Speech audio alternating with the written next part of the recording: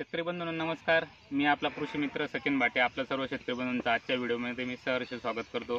शेतकरी बंधूंनो, तुम्ही अजूनपर्यंत आपल्या चॅनलवर नवीन असाल तर चॅनलला सबस्क्राईब करा आणि बेल आयकॉन बटन दाबायला विसरू नका. शेतकरी बंधूंनो, सध्या पाऊस हा लेट झालेला असल्यामुळं सीताफळामध्ये फ्लावरिंग ही लेट लागलेली आहे आणि आता फ्लावरिंग अवस्थेमध्ये सगळ्यात मोठी समस्या ही गळ ही अवस्था असते.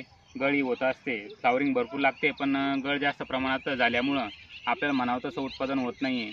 तर शेतकरी बंधूंनो, मी आज शेतामध्ये आलो होतो फवारणी करण्यासाठी.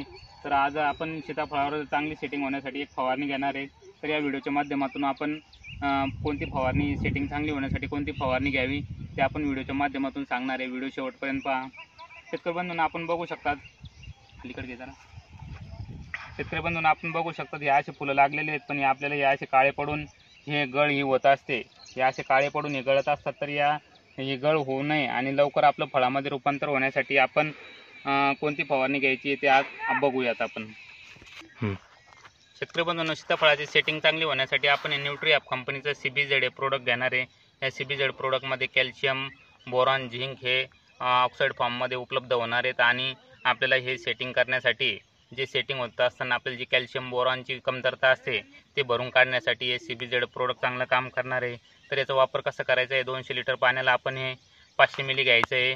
तसेच आपण चांगली सेटिंग होण्यासाठी न्यूट्रीॲप कंपनीचे टॉप गिअर हे प्रोडक्ट हे वापरणार आहेत. हे टॉप गिअर प्रोडक्ट हे पॉवरफुल बायोस्टिम्युलंट आहे. याच्यामुळे लवकर सेटिंग होण्यासाठी त्याच्यासाठी चांगला फायदा होणार आहे. याच्यामध्ये वेगवेगळ्या प्रकारचे ऑर्गॅनिक ॲसिड, सायटोकायनिन्स आणि व्हिटॅमिन्स असे वेगवेगळ्या प्रकारचे अन्नद्रव्य याच्यामध्ये घटक हे याच्यामध्ये असतात. तरी आपल्याला 200 लिटर पाण्याला वापरायचं आहे 50 ग्रॅम. तसेच आपण याच्यामध्ये बुरशीच्या प्रादुर्भावासाठी M45 हे बुरशीनाशक घेणार आहे. साधारण बुरशीनाशक आपण वापरलं तरी तर चालतं आहे. M45 किंवा साप वगैरे, मेटॅलॅक्झिल, मँकोजेब अशा प्रकारचं बुरशीनाशक पण आपण हे 200 लिटरला 400 ग्रॅमच्या हिशोबानं आपण हे वापरू शकतात. तसेच शेतकरी बंधूंनो, नवीन शेंड्यावर आपल्याला थ्रिप्सचा प्रादुर्भाव दिसून येतो आहे. थ्रिप्समुळे शेंडे वाकडे होतात आणि देठ हे काळे पडण्याची शक्यता असते. त्याच्यामुळं आपण आपल्याकडे बायर कंपनीचे रिजेंट आहे फिप्रोनिल 5% याच्यामध्ये आपण हे याच्यासोबत घेणार आहे 200 लिटरला 400 मिली. आपण बागी साधारण आपल्या भागामध्ये ॲक्ट्रा वगैरे, थायमेथोक्झाम वगैरे अशा कीटकनाशकचा पण सुद्धा वापर करू शकतात.